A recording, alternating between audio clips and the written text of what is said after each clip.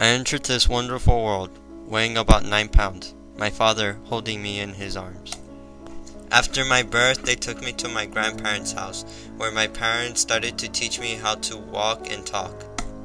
I never talked to anyone else except for my parents or my grandparents. I was always shy next to other people. Unfortunately, my parents didn't have enough money, so most of my childhood was in diapers. In December 22nd in 1998, my brother was born.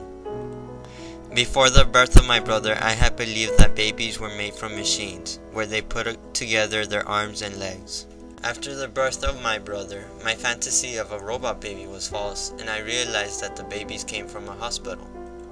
Not that there was 2 of us, my mom had to get out of work just to take care of me and my brother. I would tell you that we were the best brothers ever, but that would be a lie. We were actually like most babies that were related. We fought over everything, even the few little toys we had.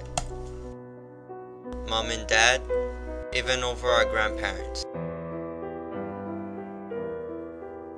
But the worst of it was when one of us wanted to be proven the favorite in the family. Still, life was going at a good start. It couldn't have been any better. Since my dad was the only one working, we barely had enough money to feed the family. On May the 3rd, my dad got a call from the post office that he was going to be promoted. Unfortunately, the promotion was in San Antonio.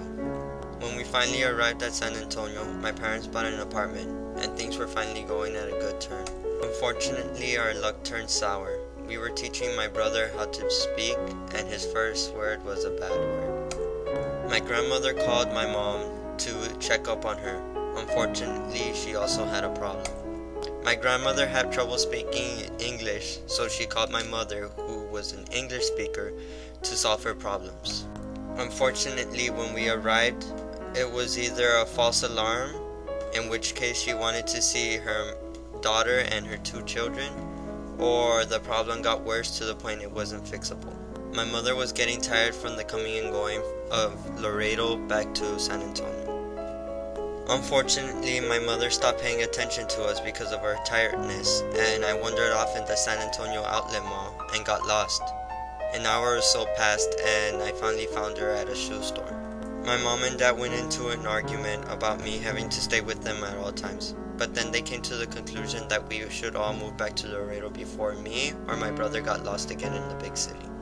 When we arrived at Laredo, we lived with our grandparents, and my mom finally got a job, and me and my brother learned to use tools from the teaching of my grandfather. At first, we tried to build the house by ourselves, but then it was too complicated and tiring, so my parents actually had to buy the new house. When October came, my sister was born, 5 days before Halloween. It's weird how each of our family members was born before a holiday. My mother got pregnant again, but the house was not finished built. The government had said that it was under construction still, and that at any moment it could fall on top of our heads. We had to move out, which wasn't a bad thing.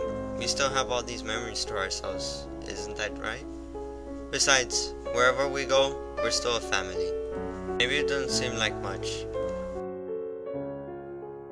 but I savor these memories because, well, what good are pictures if you can't remember them?